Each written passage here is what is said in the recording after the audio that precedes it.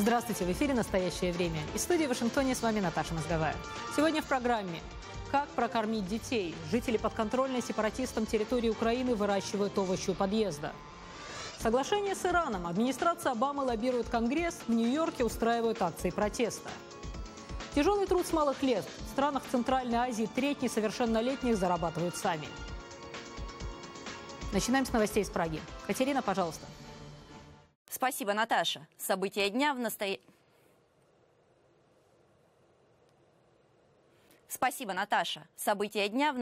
времени из Праги. Я Катерина Кочкина. Здравствуйте. Жители Донецка сегодня пикетировали гостиницу, где живут представители мониторинговой миссии ОБСЕ и Красного Креста. По мнению участников акции, миссия недостаточно делает для региона. На митинг собралось около 150 человек. В основном это жители районов Донецка, которые находятся под постоянным обстрелом.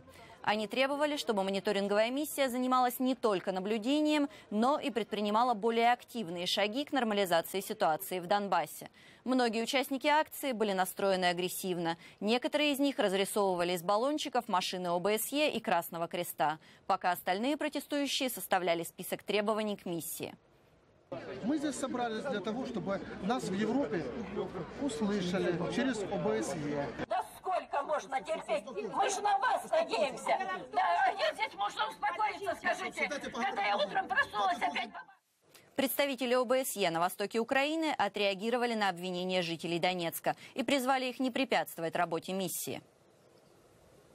Во время мирной акции протеста перед гостиницей «Парк-Ин» в Донецке, в которой живут наши представители, было разрисовано около 30 автомобилей, принадлежащих ОБСЕ и другим международным организациям. У некоторых автомобилей закрашены окна, что делает их непригодными для использования. Такой вандализм неприемлем и мешает работе миссии. Мы призываем к расследованию данного инцидента. Поселок Октябрьский на окраине Донецка – один из районов города, который с мая прошлого года практически каждый день подвергается обстрелам. Поговорить с людьми, уже больше года живущими под грохот снарядов, отправилась моя коллега Екатерина Малафеева. Сюда лучше после 6 вечера не ходить, есть вероятность попасть под обстрел. Этот вечер не стал исключением. Снаряд попал в дом, в котором уже никто не живет. Здесь почти не встретишь людей. Большинство домов уже непригодны для жизни. После июньского антивоенного митинга жители Октябрьского вывезли ближе к центру и расселили в студенческих общежитиях. Но не всех. На улице Стратонавтов, в 200 метрах от разрушенного старого терминала аэропорта, живет бабушка Валя вместе со своей сестрой. Ей 76 лет, и она всю жизнь проработала в Донецком аэропорту. Здесь нет света и газа. Пищу готовят на костре. Воду дали только в апреле. В 2 соседних дома попали снаряды, один из которых 2 дня назад. Если летит и шипит, ты думаешь, где ж она окаянная упадет? Где ж она окаянная упадет? А вот это вот, слышу, шипит. А потом раз и замолчала. Потом смотрю, огненное пламя. Вот так. И вся работа. А куда текать? Богу помолишься, да и молчишь. Те немногие, что остались жить на Октябрьском, не стремятся покидать свои дома, опасаются мародерства. Екатерина Малафеева, «Настоящее время», Донецк. Цены на сезонные продукты еще выше, чем зимой. Жители самопровозглашенных республик на востоке Украины чувствуют перебои с продовольствием. В Донецке, чтобы прокормить детей, люди выращивают овощи и фрукты возле собственных подъездов. Подробности в материале моих коллег. Дорогими продукты в самопровозглашенной Донецкой Народной Республике стали с введением новой пропускной системы со стороны украинского правительства. Когда торговые поставки из контролированной украинской властью территории попали под запрет, торговцы попытались возить продовольствие из России. Цена таких товаров значительно выше. Донецкие хозяйки пытаются выкрутиться из трудного положения своими силами. На участках возле дома они выращивают овощи и ягоды. Ой, тут виноград. Ой, вот это ж наша черешня была. Да. Вот это Джамили огород. Вот это идет ее огород. Вон картопля, кабачки. Да. Из домашней малины и ежевики хозяйки варят варенье. Всего несколько баночек, потому что покупать ягоды на рынке очень дорого. Это мы варенье закрываем. Намыли баночки. Варенье из чего? А со всего. С ежевики, с малины, с клубники. Что-то свое, что-то покупаю. Тут малину купи, 40 рублей баночка. Закрою на зиму детям. Это вот малина. Сколько тут малинки? Насколько? Здесь малины у нас 2 килограмма и 4 килограмма сахара. Фрукты, овощи, крупы и изредка мясо. Вместо последнего продукта местные женщины чаще покупают более дешевые заменители. Фасолью, консервами, килькой в томате. Это очень дорого стоит. Допустим, нам приготовить борщ. Вот. Картошка, допустим, старая, да, на сегодняшний день стоит 17 гривен в нашем магазине. Потом капуста 17 в Стельмахе сегодня брала. Что там еще нам надо? Ну, лук свой мы посадили, дал Господь Бог, что растет, мы сами выращиваем. Лук, морковочка, бурячок, это наш свое. А так покупить, это все очень дорого. Дарья Кудрявцева, Инна Вареница. Настоящее время. Бывшая столица Казахстана Алматы подверглась удару стихии. Из-за таяния ледников с гор сошел мощный сель. Защитные сооружения уберегли центр города от грязевых потоков, но некоторые районы оказались затоплены. На месте работает наш корреспондент Дмитрий Беляков. Дмитрий, здравствуйте. Какова сейчас ситуация в городе? Здравствуйте, Катя. Мы находимся в наиболее пострадавшем от селя районе Алматы. Чуть выше этого места расположена плотина, которая и приняла ночью на себя основной удар селевого потока. Как вы видите, водяной поток до сих пор достаточно сильный. В городе объявлен режим чрезвычайной ситуации. Селевой поток возник из-за прорыва Моренного озера. Специалисты винят во всем жаркую погоду, стоящую в Алматы на протяжении последних недель. Частично подтоплено 3 района города. Свои дома вынужденно покинули около 1000 алматинцев. Более 1500 спасателей, полицейских и сотрудников коммунальных служб работают на местах. Информации о погибших и пострадавших пока нет. Власти города увеличили бюджетный фонд, рассчитанный на выплаты пострадавшим, до 2 миллиардов тенге. Это около 110 миллионов долларов США. При этом часть пострадавших домов, как заявляют местные власти, построены незаконно в водоохранной полосе, и их владельцы не смогут рассчитывать на компенсации. Для выяснения обстоятельств произошедшего в Алматы прибыла комиссия во главе с заместителем премьер-министра республики. Это вся важная информация на данный момент. Катя? Спасибо, Дима. С нами на связи был наш корреспондент в Казахстане Дмитрий Беляков. Наша съемочная группа продолжает следить за ситуацией. В минувшую пятницу российские пограничники в одностороннем порядке установили ограждение на де-факто границе между Грузией и непризнанной республикой Южная Осетия. Причем в некоторых местах заграждения проходят через села, отделяя их порой от пастбищ, источников воды и местных кладбищ. О своей реакции на эти факты в интервью Шахиде Якуб рассказала министр обороны Грузии Тина Хидашеля. Границы Грузии и самопровозглашенной Южной Осетии постепенно передвигаются не в пользу Грузии. Грузия почему-то каким-то образом теряет эти маленькие кусочки земли. Как долго бы намерены терпеть? Там ничего нового не происходит, к сожалению. Для России эти границы, так называемые, были уже в 2008 году в октябре, когда они впервые объявили об этом, а потом уже в апреле 2009 года обозначены. Они тогда уже очень четко и публично говорили, что вот эти точки, которые будут обозначены нами как граница Южной Осетии, начиная с 2009 года, апреля 2009 года, были разные процессы. Грузины думали, что, или деревня, которая там живет, думала, что они пошли на 2 километра больше или на 200 метров меньше. Но в реальной жизни обо всем этом они эти заявления делали. Это хорошо или плохо? Конечно, это плохо, потому что это часть оккупации. Но я могу сказать с полной ответственностью, что ничего нового сегодня, вчера, за эти годы, за эти 7 лет после оккупации не происходит. Все эти провокации, если мы посмотрим на календарь этих провокаций, абсолютно все можно прочесть. Когда Россия начинает активизировать свои ресурсы, которые она имеет в Южной Осетии, скажем, или когда она начинает ставить следующий баннер, да?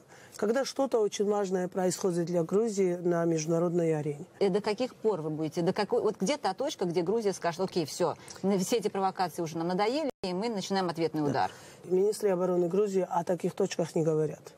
И ни одной страны не говорят. Если мы говорим, что вот это конечная точка, это означает, что после этого мы начинаем войну. Мы не готовимся к войне. Мы готовимся для того, чтобы стать членом Евросоюза, для того, чтобы стать членами НАТО.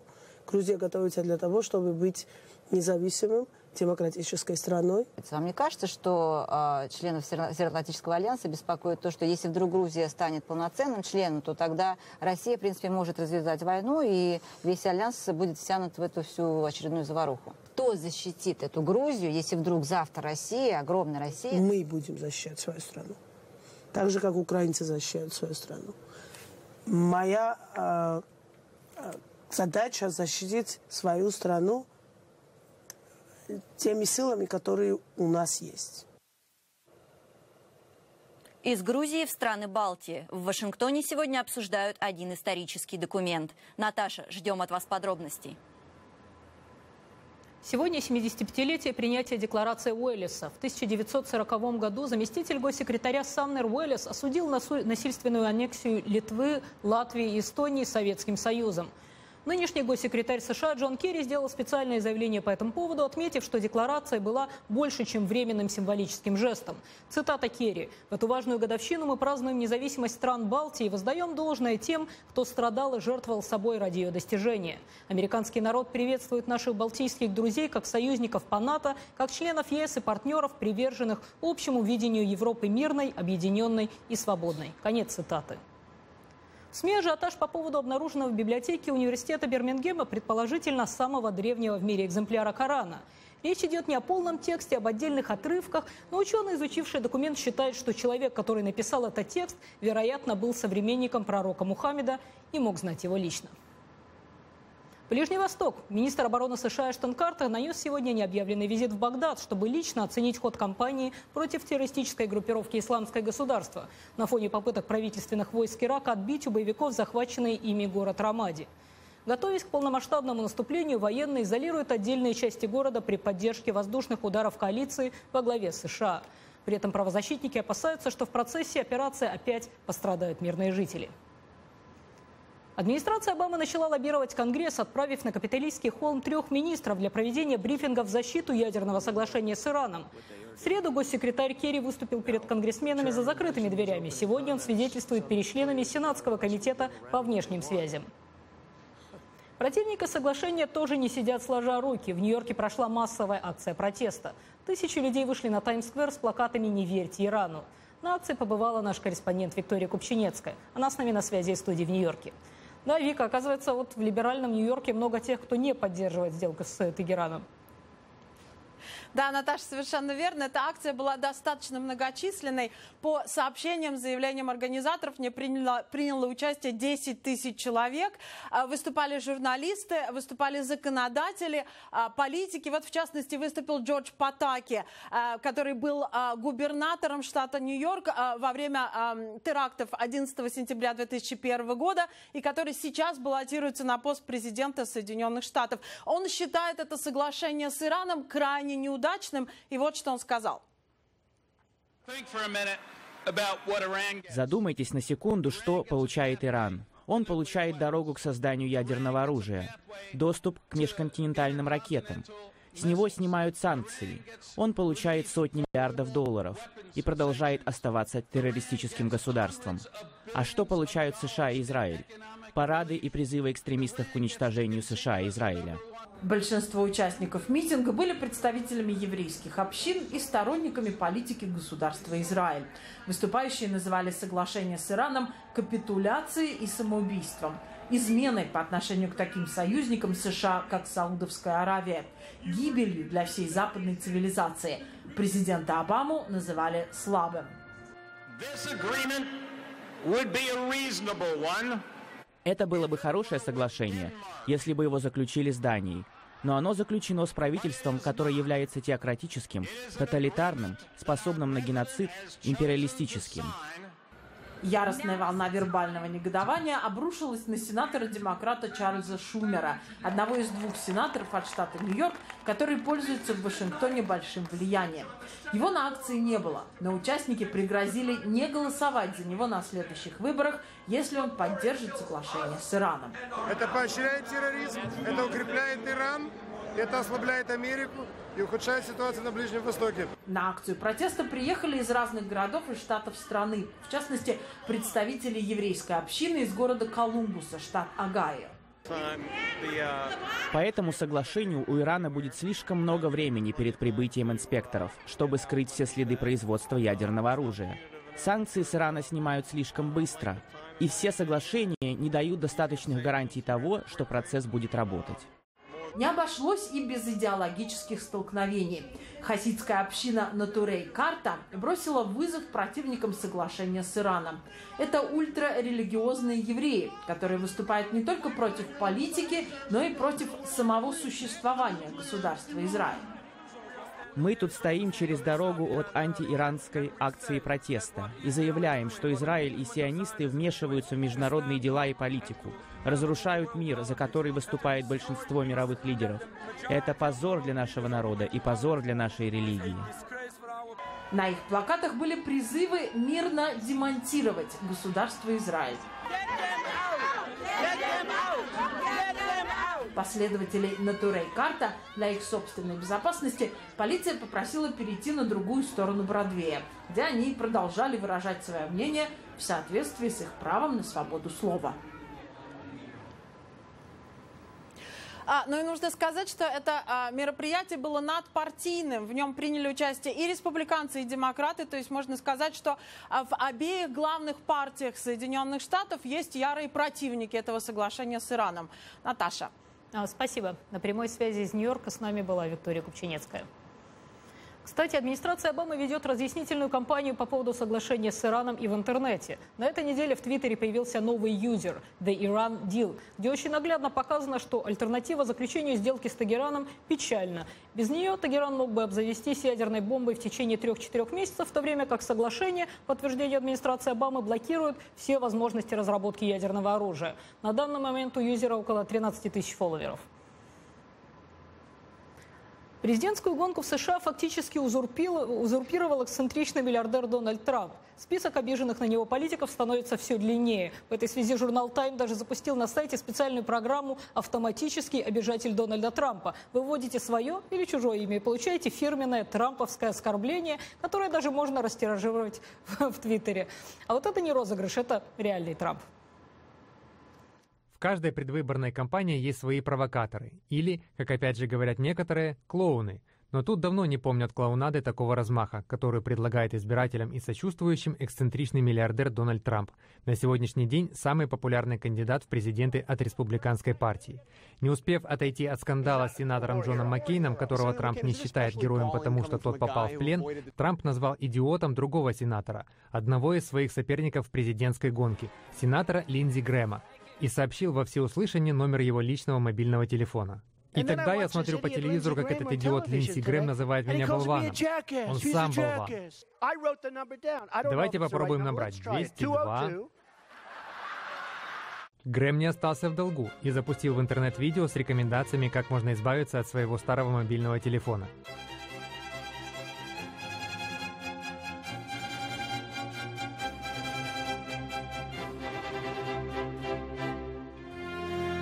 Или, если все остальное не сработало, вы всегда можете дать свой номер Дональду.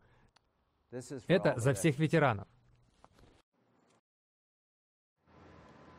Заголовок сегодняшней редакторской колонки «Вашингтон-Пост». Почему Сандра Блант умерла в тюрьме? Газета пишет: «Для нас очевидно, что госпожа Блант не должна была умереть в тюрьме, потому что она не должна была оказаться в этой камере изначально».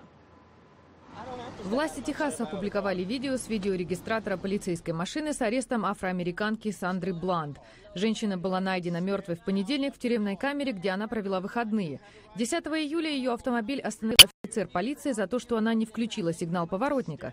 На видео видно и слышно, как во время выписывания штрафа офицер полиции просит Блант потушить сигарету. Получив отказ, он просит ее выйти из машины. Услышав отказ, он многократно предупреждает, что может применить силу и вытащит ее из автомобиля. После продолжительной перепалки офицер вытаскивает электрошокер с угрозой подпалить Блант. Женщина выходит из автомобиля, они перемещаются на обочину из зоны видимости видеорегистратора. Офицер полиции настаивает, что Блант ударила его во время ареста. Судмедэксперт заключил, что смерть Сандры Блант была самоубийством. Представители семьи требуют независимого вскрытия, так как не согласны с этим заключением, хотя и признают, что Блант страдала депрессией. Следствие продолжается.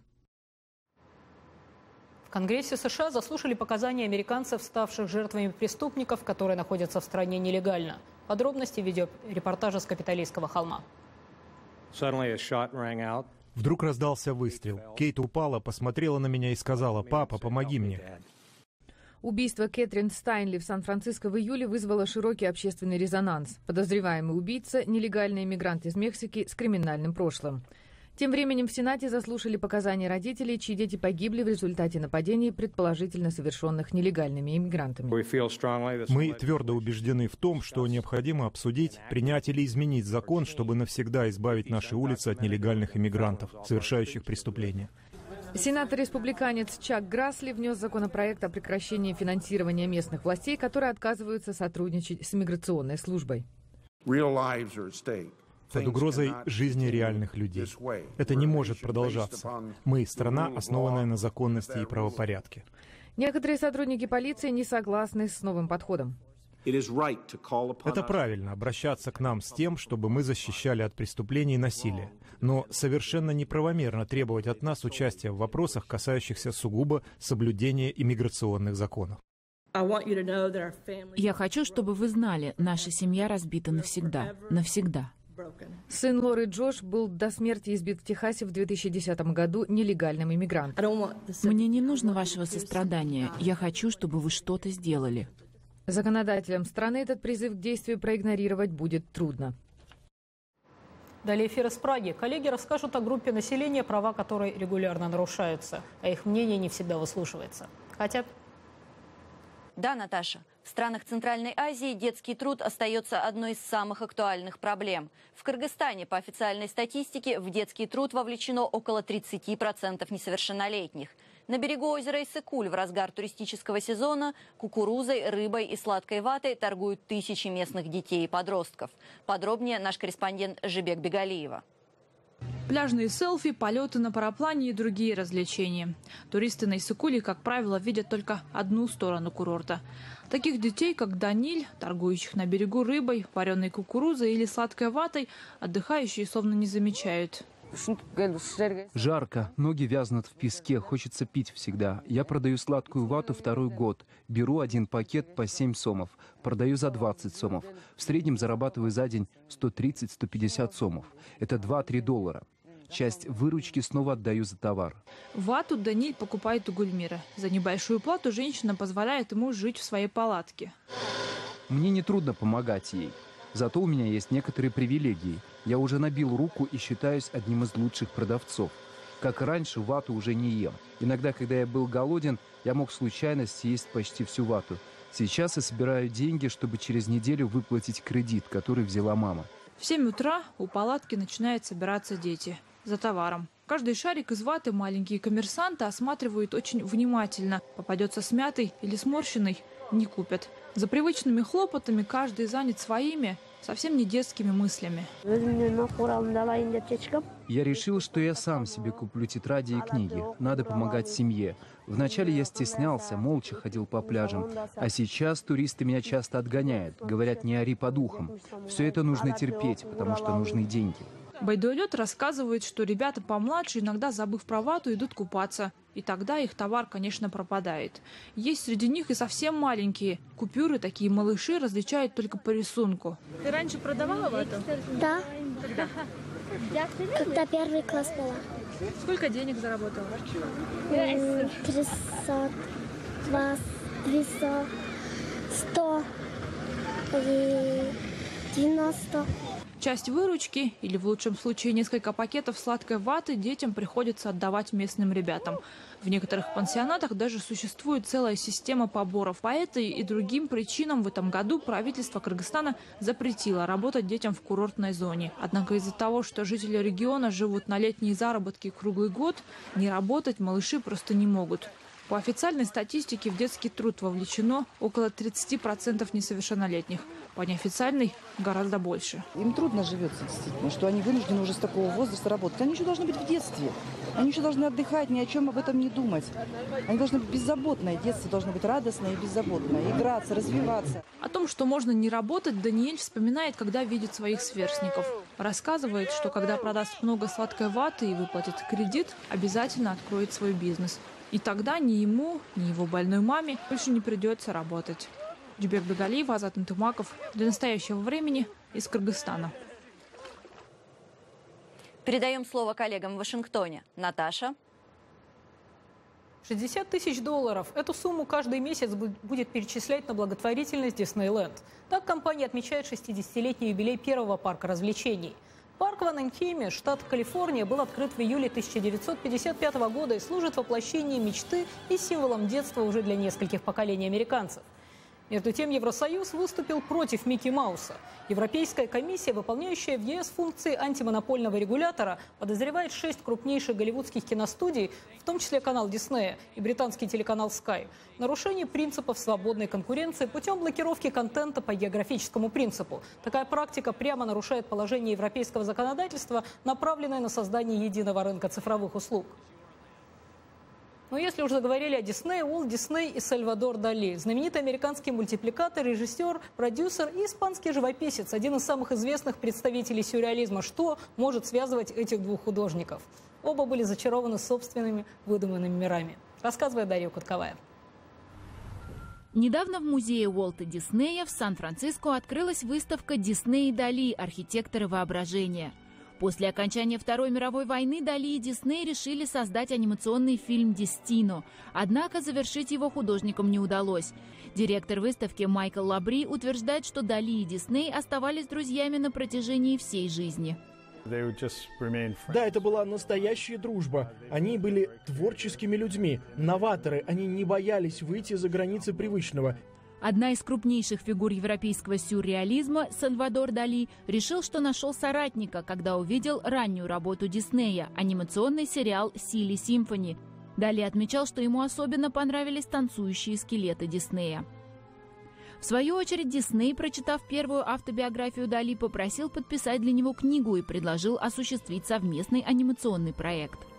Работа над «Дестино» началась только в конце 1945 года. Аниматоры Диснея нарисовали более 200 черновых рисунков для фильма, а Дали все не мог написать сценарий, который бы устраивал Диснея.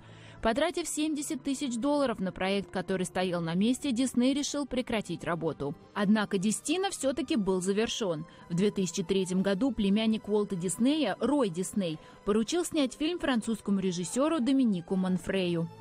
Помогал новой команде Джон Хенч, один из самых опытных аниматоров Диснея, работавший еще с Дали.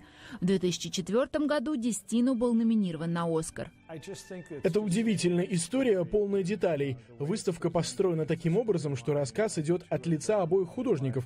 Я надеюсь, что это станет открытием для наших посетителей. И напоследок страшилка для любителей продвинутых автомобилей. Если у вас есть седан или внедорожник, напичканный электроникой с бортовым компьютером, вы рискуете стать жертвой хакеров. Американские компьютерщики обнаружили уязвимость в прошивке бортовых систем автомобилей Chrysler. Когда приглашенный поучаствовать в эксперименте журналист спокойно ехал по шоссе на положенной скорости в 110 км в час, они смогли дистанционно перехватить управление его внедорожником, включали и выключали кондиционер, стеклоочистители, аудиосистему, а потом и вовсе заблокировали тормоза, рулевое управление и переключение скоростей. Видимо, производителям стоит тратить больше ресурсов на обеспечение безопасности автокомпьютеров. На этом наша передача подошла к концу. Спасибо, что были с нами. Мы благодарим коллег в Праге и прощаемся с вами. До завтра. Мы благодарим коллег в Вашингтоне и всех наших зрителей. Смотрите нас в эфире своих национальных телеканалов. «Настоящее время», Катерина Кочкина. Всего доброго и до свидания.